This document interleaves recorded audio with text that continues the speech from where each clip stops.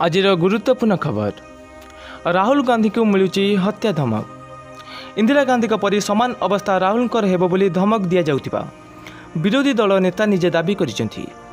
महाराष्ट्र सरकार ठारू सुरक्षा लोड़िसेंथि राहुल गांधी। केवल सेतिकी नुहे दुई जनक नाम मध्य एथिरे उल्लेख करा जायछि जेउ माने तांको हत्या करबाकू धमक देउथिले। कुहा जाउछि आवेदनकारी नाथुराम गडसेंक वंशधर बोली।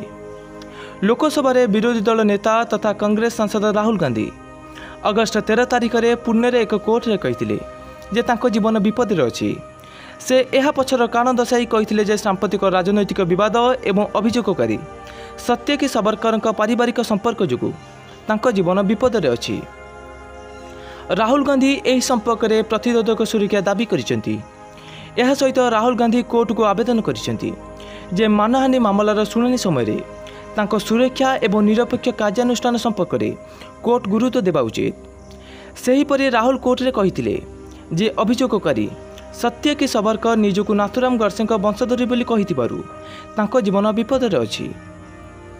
खाली एतिकी नुहे राहुल आहुरी मध्य कहिसेंथि जे तांको परिवारर इतिहास हिंसात्मक चिंताधारा थिबा लोकन सहित जड़ित जहा फल रे तांको क्षति पहुंचाइबा किंबा मिथ्या मामला रे फसाई दिया जेबार भय अछि।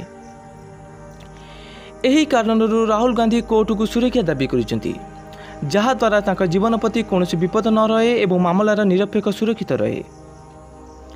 प्रकृत में राहुल गांधी 2023 मार्च मासे लंडन जाइथिले।